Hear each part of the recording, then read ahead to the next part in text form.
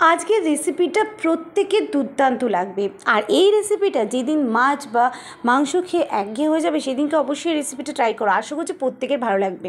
এর জন্য খুব সামান্য ঘরোয়া উপকরণ নিয়েছি। দেখতেই পাচ্ছ একটা চপারের মধ্যে নিয়েছি আমি পেঁয়াজ, কাঁচা লঙ্কা, ধনেপাতা, তার সঙ্গে নিয়েছি একটা ডিম। ভালো করে মিক্স করে নিয়েছি চপারে, একসঙ্গে সব মিক্স করে নিয়ে আলু সেদ্ধ ছিল সেটার মধ্যে দিয়ে দিয়েছি। আর সেই আলু সেদ্ধটাকে ম্যাশ করে নিয়ে ডিম আর পেঁয়াজের মিশ্রণটা দিয়ে নিলাম। তারপরে এখানে দিয়ে দিলাম অল্প একটুখানি গরম মশলা, অল্প একটুখানি জিরে গুঁড়ো, একটু লঙ্কার গুঁড়ো, অল্প একটু কালারের জন্য হলুদ গুঁড়ো। এবারে কড়াইয়ের মধ্যে সর্ষের তেল দিয়ে বড়াগুলোকে ভাজবো। বড়াগুলো ভাজার জন্য খুবই তাড়াতাড়ি হয়ে যায়, এতে একেবারেই সময় লাগে না। আর এর জন্য কিন্তু তেলটা গরম করে নিতে হবে, সেটা সাদা তেলও হতে পারে আবার সর্ষের তেলও হতে পারে।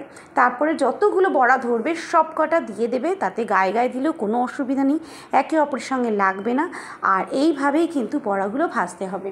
আর এই রেসিপিটা এত মজার হয়, যারা খেতে চায় না যে না আজকে মাছ হয়নি ভাত খাবো না, তারাও কিন্তু চেটেপুটে খাবে। অনেকেই আছে যারা মাছ ছাড়া ভাত খেতে পারে না।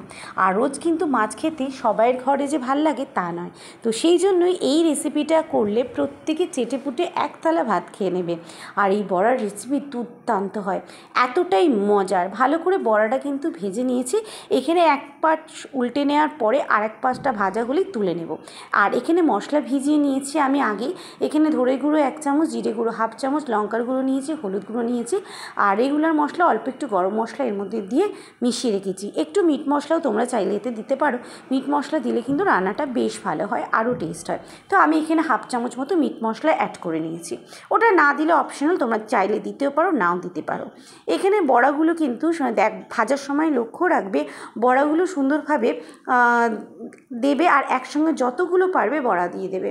আর এই রেসিপিটা কিন্তু দুর্দান্ত হয়, প্রত্যেকে ভাতের সঙ্গে, পরোটার সঙ্গে, লুচির সঙ্গেও কিন্তু খেতে পারবে।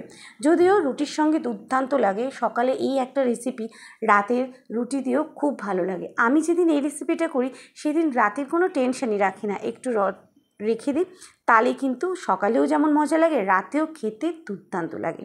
আর এখানে কিন্তু সব কটা বড়া ভাজা হয়ে গেছে, দেখতেই পাচ্ছ। দু ব্যাচে আমার অতগুলো বড়া ভাজা হয়ে গেছে। এখানে প্রায় 20-25টার ওপর বড়া আছে, যেটা আমি দুবারে অল্প তেলের মধ্যে ভেজেছি। খুব বেশি তেলের প্রয়োজন হয় না। আর দেখো কি দুর্দান্ত লাগছে, দেখেই খুব লোভনীয় লাগছে। হ্যাঁ, এটা কিন্তু তোমরা চায়ের সঙ্গেও খেতে পারো বা এমনি শুধু মুখেও দুর্দান্ত লাগে। এই বড়াটা এতটাই টেস্টি হয়, তাহলে কি রান্নার টেনশন নেই যে কি রান্না করব, মাছ আনা হয়নি, মাংস আনা হয়নি, বা ঘরে একঘেয়ে খেতে ভালো লাগছে না।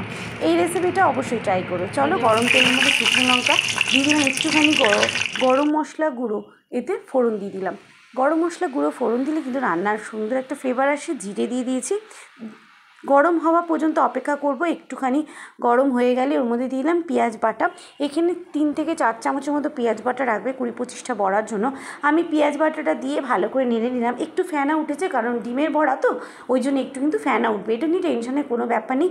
দিয়ে দিলাম রসুন বাটা। এখানে আমি রসুন বাটা দিয়ে দিয়েছি, আর তার সঙ্গে আদা বাটা। রসুন আর আদা বাটার কাঁচা গন্ধটা যাবে ততক্ষণ পর্যন্ত এটাকে নাড়াচাড়া করতে হবে। আর মিডিয়াম ফ্লেমে কিন্তু রান্নাটা করবে।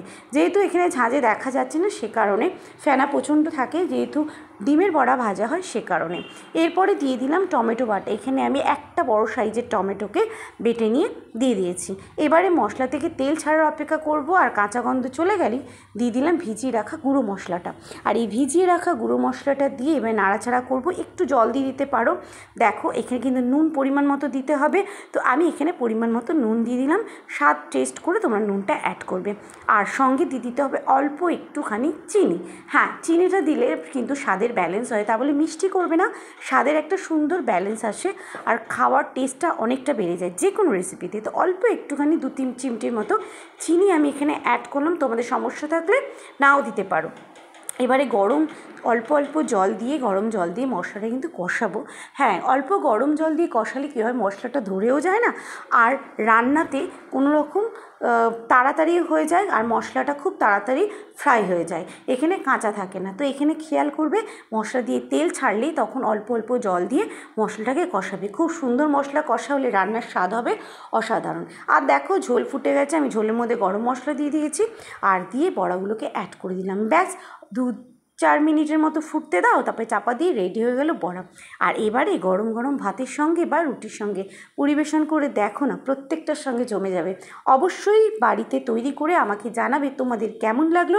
রেসিপিটা ভালো লাগলে লাইক করে পাশে থাকবে, আর অবশ্যই সাবস্ক্রাইব আর ফলো করতে ভুলবে না। আর ইউটিউব চ্যানেল থেকে তোমরা যদি দেখে থাকো অবশ্যই সাবস্ক্রাইব করবে, আর ফেসবুক থেকে দেখলে কমেন্ট করে দিও কেমন লেগেছে। আর চলো আজকের রেসিপিটা দেখিয়ে তো দিয়েছি, কী কী রান্না করেছি সেটাও তোমাদের সাথে শেয়ার করি। এখানে করেছি আলু উচ্ছে ভাতে, আলু আর করলা ভাতে ছিল, তার সঙ্গে ছিল বেগুন ভাজা, তার সঙ্গে ছিল পোস্ত। হ্যাঁ, পোস্ত আলুর একটা দারুণ কম্বিনেশন আমি রান্না করি, যেটা খেতে খুবই ভালো লাগে।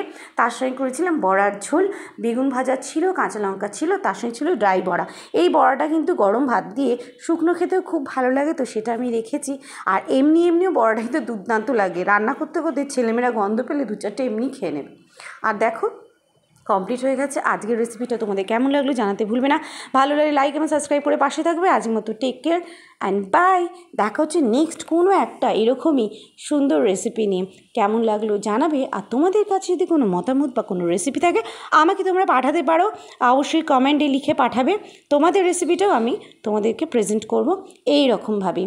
আর আজকের মতো বাই অ্যান্ড টেক কেয়ার। দেখা হচ্ছে নেক্সট ভিডিও।